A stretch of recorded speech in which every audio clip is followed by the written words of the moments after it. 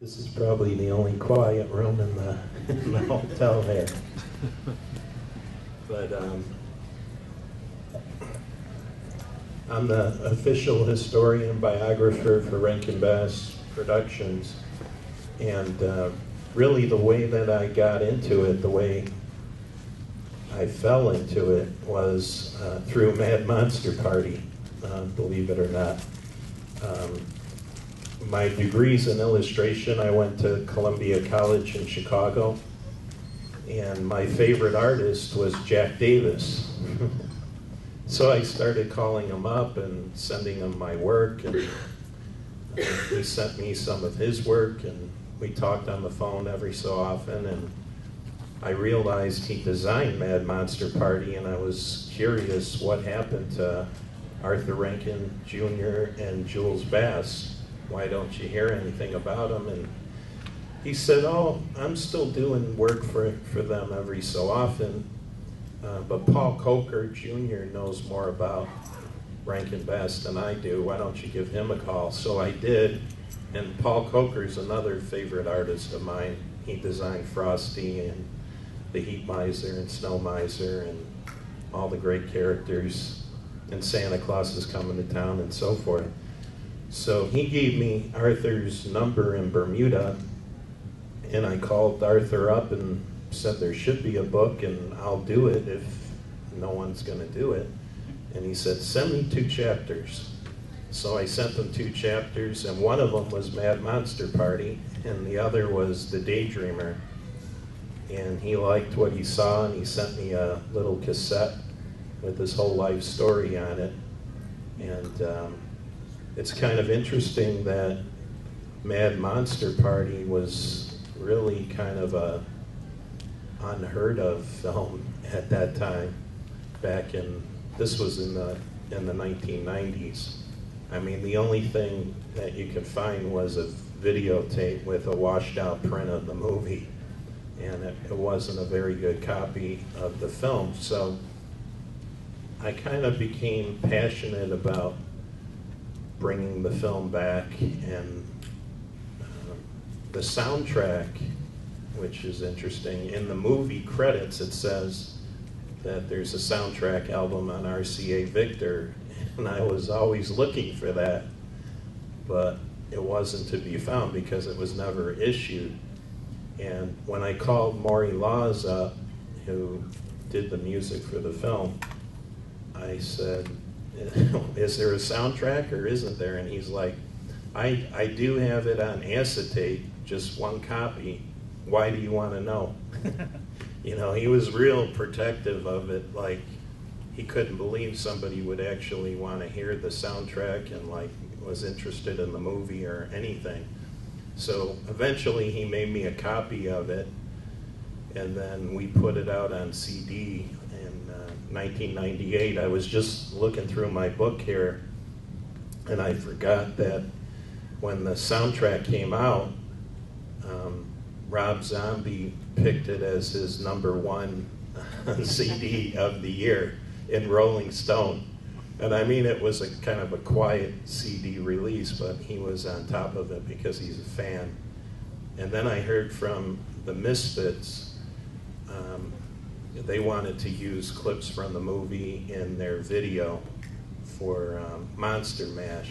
So I worked on that, and then they screened the movie, and then they sent me the copy that they screened, and it seemed like Mad Monster Party was starting to pick up some speed. And eventually it came out on AMC, and Roger Corman hosted it. And he put in a couple tidbits from my first book, and when I saw the print on there, it was perfect. It was super colorful, beautiful print. And eventually we got it out on DVD through Anchor Bay, and they hired me as like the co-producer of it, and I supplied a booklet, and all the material that's on the DVD was from my collection. And what's on here is a documentary we did in like 1998, and it was for a video release before we found the good print. And this never came out, but I got Phyllis Diller to be in the documentary, and I actually brought her CDs too when the soundtrack came out, and she loved being a part of Mad Monster Party. It was such a big thing for her because she got to sing in the movie too, and she didn't do that very often, so she really enjoyed singing You're Different. But anyway, the film itself, the genesis of it was from 1965. Right after Rudolph came out, they signed a 3-picture deal with Rankin Bass and Joseph E. Levine to do The Daydreamer, The Wacky World of Mother Goose, and Mad Monster Party. And in 1965, they got Boris Karloff to do his voice, and this is his original contract. I had to send a copy to Sarah Karloff last Halloween. We appeared together at Chiller Theater, and she had lost her copy, and maybe she wants to sue somebody, because she did sue Universal when they were using her father's likeness without permission, and eventually I believe she won. And there's been some similar things with some of the Mad Monster Party merchandise. But anyway, he did his voice work in September of 1965 for 2 days and got paid $3,500 for it. And Arthur Rankin, from what I heard, he flew to England where Karloff was living and recorded him with a remote recording device. He did the same thing with James Cagney for The Ballad of Smokey the Bear in 1966. So sometimes they would fly to wherever the stars were and record them on the spot. And I think that's why the song he sings, Stay One Step Ahead, is spoken. They have them not really singing, but speaking the lyrics, so they could add that in later. But the one thing I like about what Rankin Bass did is they always got the celebrity that they wanted to use. Like they could have hired Bob McFadden and had him impersonate Boris Karloff, which would have gotten a similar effect, but they always went with the actual star. So that's kind of an important thing. Now, when they recorded Boris, the film was known as Monster Convention, and then it became Mad Monster Rally, and then Jack Davis did an early poster design where they called it the Monster Movie. And I think when they brought Harvey Kurtzman from Mad Magazine into the project, and he was very close friends with Jack Davis, so I think Jack Davis suggested Harvey Kurtzman. They hired him to punch up the script, and then I think he named it Mad Monster Party with a question mark after it as kind of a joke. And I don't think he was too happy with Mad Magazine at the time either, so probably was a shot at Mad Magazine in a way. But the early Jack Davis artwork for the poster, I love, and I think it's perfect. But Joseph E. Levine decided to use Frank Frazetta's rough paintings that he submitted for approval. He didn't submit it for finished art. And Joseph E. Levine went ahead and used it on the one sheet and the half sheets.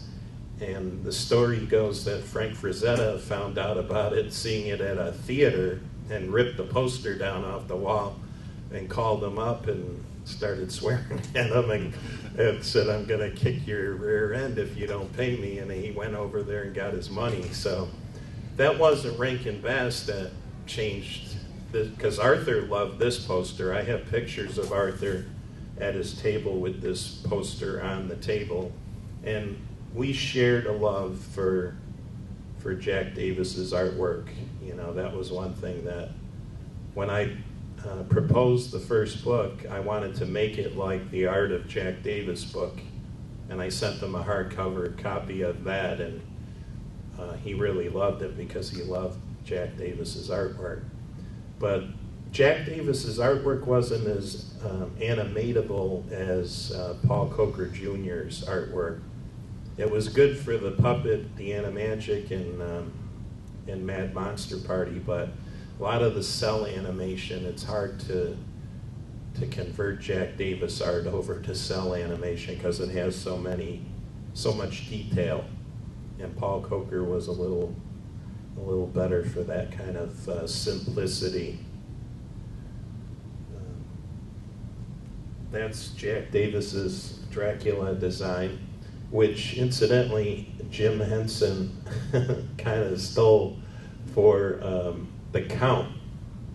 And I know someone that knew Jim Henson at the time, and he brought that up, like, you can't do that, it's Jack Davis's artwork. But I don't know what happened, why he decided to use it. He put the monocle on Dracula, and he gave him almost the exact look that we know as the Count from Sesame Street. And that's part of Frank Frazetta's art that went into the movie poster. It was very not non-finished, and he did a finished piece that's in my book in color, but that never even saw the light of day until one of the Frazetta books came out, like maybe 10, 15 years ago. And this is Don Duga, storyboard art. Don Duga worked on most of the Rankin Bass productions, and then he was a teacher at the School of Visual Arts in New York, and many, many people have had him as a teacher for animation. And when my first book came out, The Enchanted World of Rankin Bass, Don Duga had Arthur Rankin Jr. come to the school, and they did a book signing in front of all the students. So that was kind of cool. Arthur rarely did appearances. That one and the one we did at the Museum of Television and Radio was about it. This scene here this is the washed out print, by the way. This isn't the really good copy. I guess Killer Joe Pyro did the choreography for the dancing in this sequence, and he was kind of famous at the time at the Peppermint Lounge. So they always got good, talented people to work on these things, and Mad Monster Party has had quite a following, especially in the animation and the Hollywood community.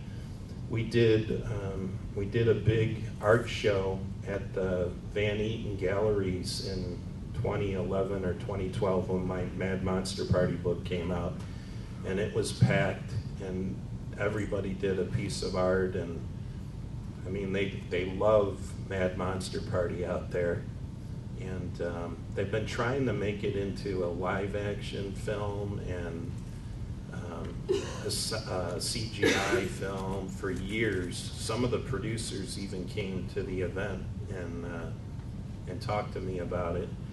And then a couple years ago, my friend Shag did a nice print from Mad Monster Party, and I did a signing at his West Hollywood store, and that was packed. They actually lined up around the block to get in. And then we did one in the Palm Springs store too. And I don't think they quite get it over there, but but they were really into it in West Hollywood. And I've helped with, I know Danny Elfman did a really elaborate box set of his music, and they wanted to use a photo from Mad Monster Party, which I helped them with.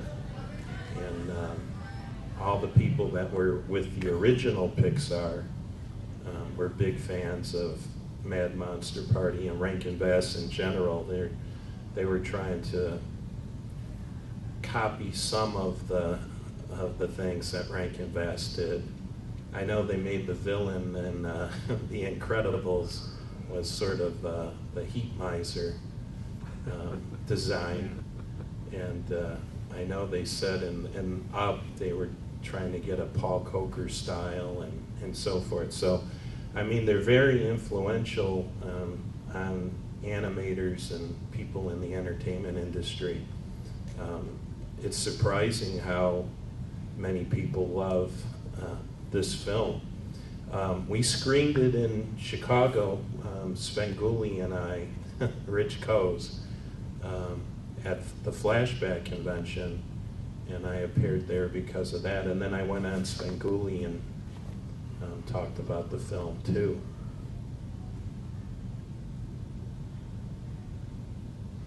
I'm trying to think of what else there is to say about the movie.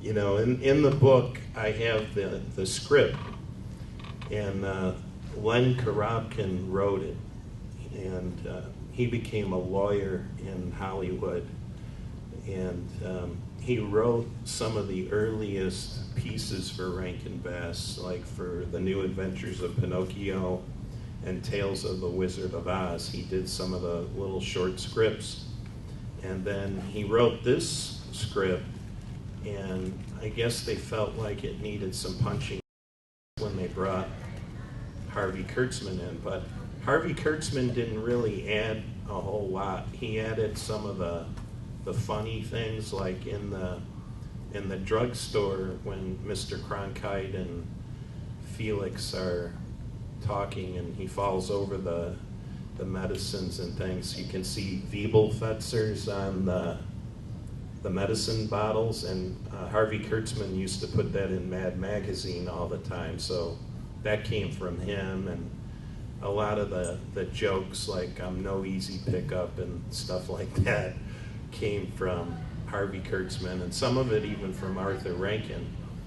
And there's a scene in the movie where the chef is cooking like an octopus, and Yetch comes in there and he pinches Yetch's butt, and there's like things going on that are kind of off the track of the story, and that was to flesh it out to make the film longer, because Joseph E. Levine wanted it longer for some reason. But Arthur Rankin always liked the shorter version, and in fact he even edited a shorter version for his own personal collection on video.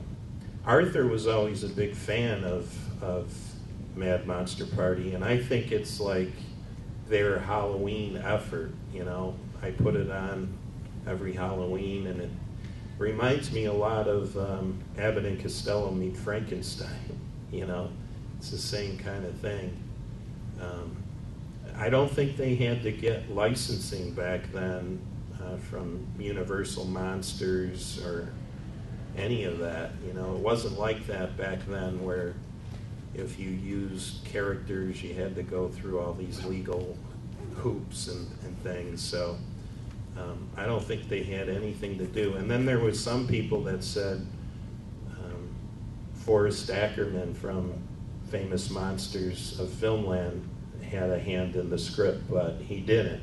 I investigated that, and I know for a fact he didn't do anything with the script. He might have helped promote the film at some point through the magazine or through some type of press, but nothing to do with the actual script.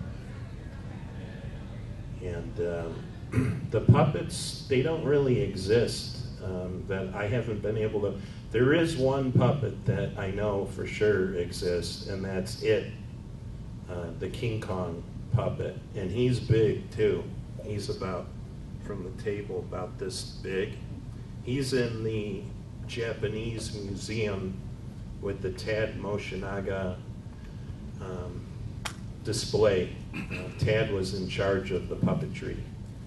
So he does exist, and in fact, he also starred in his own short on Japanese television, and it's on YouTube too. I forget what it was called, but they made him into sort of a comedy character with some live action Japanese gangsters, where he's like kicking them and beating them up and stuff. So they used him again for that, and pictures of him, well, at least one picture will be in my Frosty book that's coming out later this year for the 50th anniversary. And I put in all my books pictures of where the puppets are. And Arthur Rankin gave me a salad, fork, and spoon set from Mad Monster Party. The puppet makers made him wood-carved figures of Dracula and Frankenstein, and he hung on to them for many years, and when he came across them, he sent them to me around Thanksgiving one year. And I took those on Collector's Call with Lisa Welchel. I was in the premiere of that on MeTV, and the appraiser estimated them, I think he said 50,000, because they were a one-of-a-kind piece made by the puppet makers for Rankin Bass. So that was kind of cool. And I put all that in my book too. Also today, if you go to my booth on floor 3 of building 2 of the Mart, I'm at 3227 on the 3rd floor. If you buy the book, you get either a free CD or a free Jack Davis poster today for the people that are in here. And I have other Mad Monster Party things too, like I have a few copies of this particular documentary, and then on the Blu-ray, which I also helped with Lionsgate, we did 3 documentaries, one with Arthur Rankin and myself and the guy who did all the voices, Alan Swift. Alan Swift was a famous voice actor that most people know. His Simon Bar Sinister from Underdog. He also did like the Ho-Ho character in the commercials for Ho-Ho's, the King, and he was in Howdy Doody. He was a lot of the characters in Howdy Doody, Professor Bluster and like a bunch of them. So he was a famous voice actor, and he did all the voices of the monsters in Mad Monster Party.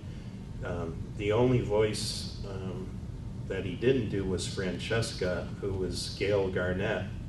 And Gail Garnett was an actress / singer from RCA Victor Records, so that was probably why the album was going to be on RCA. She sang 2 of the songs in the movie, and she's written some books. She lives in Canada now, and she's still living. Jack Davis passed away a couple years ago, and he did his last painting for me before he left on vacation and had a stroke. He did a painting of Arthur Rankin with Frankenstein, and I put that in my Arthur Rankin scrapbook. That was my 4th book. But does anybody have any questions? So they did several Christmas-themed shows. Why didn't they ever do another monster one? Well, they did the Mad Monsters for the ABC Saturday Superstar movie. And I watched that as a kid. It's basically the same premise where all the monsters come together at a hotel for a party. but they added in the Bride of Frankenstein. There's a bride that marries Frankenstein, and then they even added in, instead of having King Kong in that one, they had like a Godzilla and a wife Godzilla. I kind of confused the two for many years because there's also a skeleton band and they have a party, and I kind of mixed them up, you know, because they're so similar, but one's cell animated, that one is, and then this one's animagic. So I don't know why they never did one that was just specifically for Halloween, you know, like a TV special. But Mad Monster Party really came about, see, like when they put it out at the show in '67, like 2 years after this, it didn't get much push because Joseph E. Levine did not like The Wacky World of Mother Goose and The Daydreamer, which were the two that came before. So the way Maury Laws described it was they just snuck out Mad Monster Party. So it kind of, it's weird, it started going in the theaters in '67, it started going in the more theaters in '68, and then it got reviewed in the New York Times in '69. So, and some of the posters that I got later said kiddie matinee, Saturday only. So when I do Chiller Theater in New Jersey, a lot of people that come up to me say, I went to the show and saw that, you know, a kiddie matinee, I remember. Another guy just told me they showed it at Christmas time. So it really went to the audiences in weird ways. And then I saw it on Channel 44 in Chicago, which was like a station you could barely pick up. And it was on WGN in Chicago too. So most people discovered it on TV, not in the theaters. And that's why it's still kind of, people are just now discovering, oh, it's on Blu-ray? I never saw that one, kind of thing. You had talked about the appearance of a better version of the film all of a sudden on AMC. Right. Can you talk a little about that, where it came from, why you didn't know about it? They got a hold of the negative, the 35 millimeter negative, because there's no way they could have cleaned up the 16 to look that good. And they remastered it perfectly for DVD release. So when Anchor Bay put it out, I think that was in the early 2000s, I helped with that, with, you know, there's a big booklet in that one, and I even did a card set for Kmart when that came out, and added bonus features and so forth. And then later Lionsgate took it over, and they put it out on both DVD and Blu-ray, which I have at my booth. And it's funny because the DVD version, which is really colorful and clean and everything, the Blu-ray version is different. Like they had some other studio rescan the negative, and they cleaned it up, like it looks clear, but it's not as colorful as the DVD one. And then sometimes you can see film lines and breaks, which you don't see on the DVD. So it's kind of like you get two versions of the film instead of just that one. But that perfect version just appeared, you know, like on AMC, I remember it, and it looked better than Rudolph. It looked better than a lot of the Christmas ones too. So that was kind of shocking because I was so used to that washed out looking bad 16 print. The only other show that's in that condition from Rankin Bass is The Little Drummer Boy. They never found the 35 on that, and they keep putting out a 16 millimeter B-roll. The audio is good, really good, but the picture is dark and not colorful. And I know it was when it aired on NBC in the 60s and 70s, it looked perfect. So hopefully they can find that. Any other questions? I've got a question over here. We were also talking about the Batman monsters basically being the same thing. Has there any thought been made about any of the Hotel Transylvania movies being compared to Mad Monsters this overall? Yeah, I think what happened in Hollywood was originally they were trying to do all these things with Mad Monster Party. They even announced it in Variety that the two writers who wrote the movie, is it called Analyze This? I think it was a Robert De Niro movie or something. And they got those two writers to do a treatment of Mad Monster Party. And then the guy that I talked to, that for a while, Annette Funicello and Frankie Avalon's son and daughter have some kind of company out there, and they bought the rights to Mad Monster Party. And Arthur Rankin told me about it because he got some kind of money from it. And but it just like never seemed to take off. And then around the time that Frankenweenie came out, that I don't think that movie did too good, but it sort of transitioned into the Hotel Transylvania movies. Maybe they just decided, well, we'll just do our own version of a similar thing and forget about Mad Monster Party. And that's where I think that came from.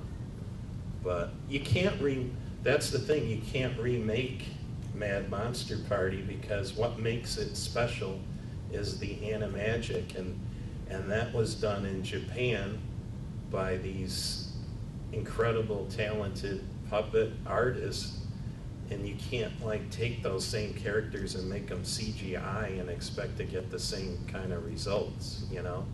It just doesn't work. And especially if they do it live action. They tried to do The Year Without a Santa Claus live action with John Goodman or something, and everybody hated that. I didn't even watch it, and it never came back on TV. So it just seems like anytime they remake anything, they never do it right.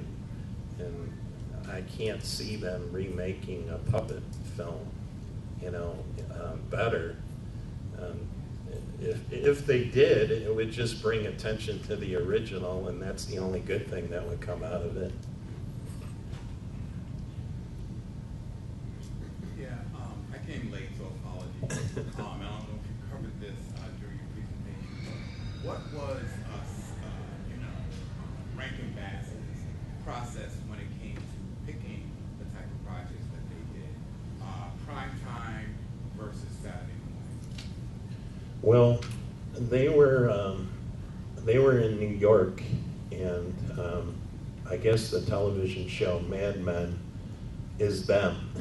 You know, I think they were advertising executives, but Rankin Bass were those type of guys.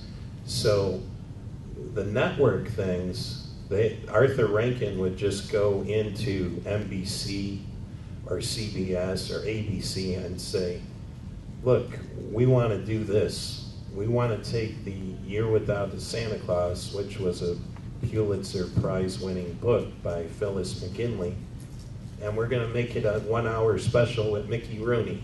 And they'd say, okay, how much will it cost? And he'd give them a number, and then they would say, okay, deliver it by November. And that's how that happened. It was different than pitching this kind of stuff to nowadays. You know, you got to go through focus groups and all kinds of crazy stuff.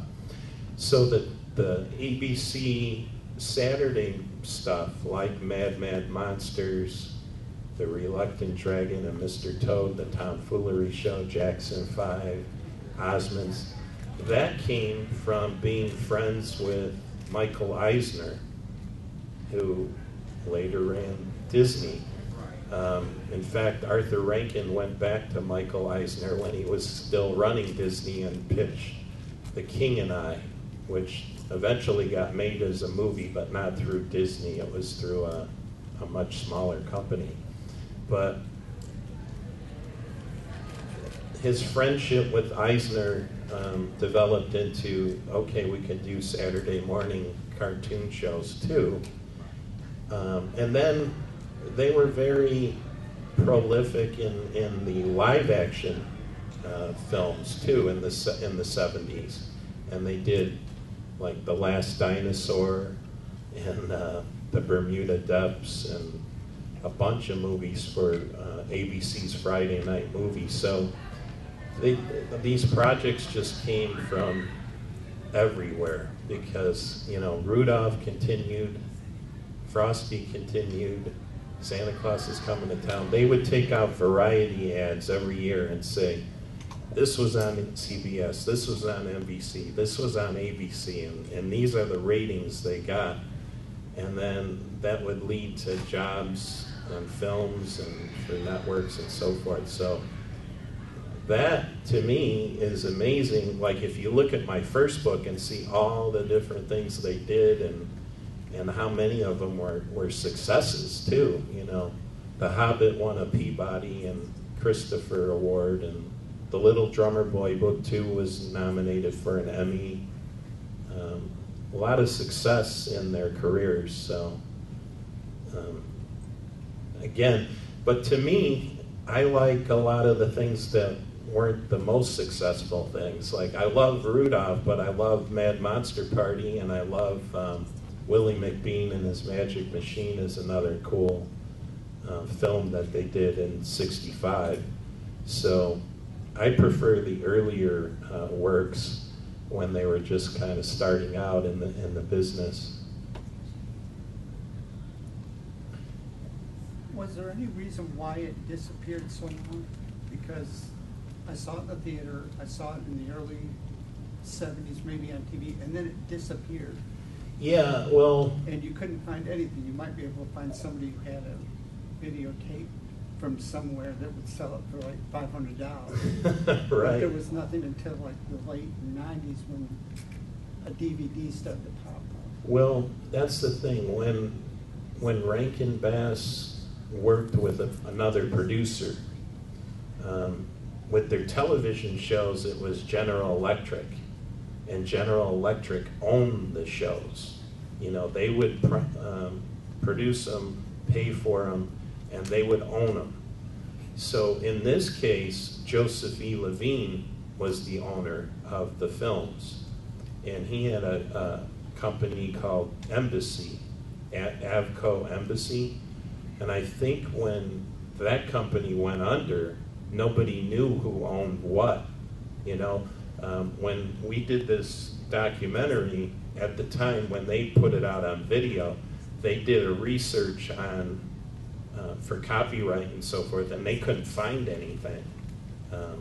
Eventually, Studio Canal became the owners, and they do a little better with it, but it could be even more famous if it was. See, I think, and this is, I've been friends with Rich Coase since he started, pretty much, Spanguli, and I think if he could get the rights, show it on his show, which is national now, it would become a much bigger film where kids and adults alike would be looking for the Blu-ray and DVD and so forth. So maybe that'll happen sometime soon, and it'll become even more famous. I mean, the film, it does have its problems too, where it's a little too long and there's some slow parts in it, and kids of today don't like slow. They want boom, boom, boom kind of stuff, and that's why, you know, you look at a trailer now for a kid's film and it's like, you know, non-stop, in your face kind of stuff. And that's not Mad Monster Party. But I'm a big monster fan too, and it just, you know, it's a good way to bring kids into the the monster world, and I mean, it's not scary, and it's very similar, like I said, to Abbott and Costello Meet Frankenstein, which is another great movie in my top 10 probably. Any other questions? Yeah, I mean, Rankin Bass are really famous for the voice talent they use. They tended to bring back those who had worked with them before. And for example, when they brought in new talent such as Greer Garson and Shirley Booth, do you know how those particular ones came about? Well, I can tell you this: Arthur Rankin Jr. His whole family came out of Hollywood. His grandfather is a famous actor named Harry Davenport. You can look him up on an internet movie database, and you'll see he was in Gone with the Wind. He was in famous movies of the 40s, and Arthur's father was in Shirley Temple movies, and his mother was a singer under a different name. So, I mean, these people he looked up to. He looked up to James Cagney and Fred Astaire and all the great people that had talent, and he always wanted to be a big movie producer, like make a film like The Wizard of Oz or Gone with the Wind, but he didn't have the budget to do it. So one way, he would talk to these people and say, this is something you can show your grandchildren, and this is a whole new audience for you. And he was right. Because, like I said, I knew Burl Ives' widow really well, and I helped with a lot of Burl Ives projects, and she would say, we'd get on a plane and all the stewardesses would say, Sam the Snowman, oh my God. And he was in lots of movies. He won an Academy Award and lots of songs, had a lot of hit records and things, but he was known as Sam the Snowman. So they really picked the right talent and for the right projects, and that's what they became known for too. And today they pick famous people, but they're not necessarily good voice actors for cartoons and animation. All those classic actors had a very distinct style, and I think Arthur Rankin and Jules Bass recognized that and thought he would be perfect. Fred Astaire, I think, came about because on the Academy Awards that particular year, Bob Hope brought him out, and you probably saw it on Facebook or YouTube or something, and he says, oh, I can't dance anymore, and then he does a big dance number, and they probably thought, oh man, he's pretty hot, let's get him, He's still doing good things. Thank you. Any other questions? Mine's about over at the America's Mart. Are you going to be there the rest of the weekend? Yeah, I'll be there through Monday. I think it ends at 5, right? Oh. Yeah. So yeah, if you buy more than one anything, you get a price break. So we normally on our website we have miserbros.com. When you bundle things, you get discounts there too. My big book, everybody wants it, and they're like, oh, I gotta have that book. And I have a couple on hold for people that are coming. That one you can only get on the website because it's a big, heavy book. It's 412 pages now. It started out at 200 or 197 or something, so we added quite a bit to it. Well, thanks for coming.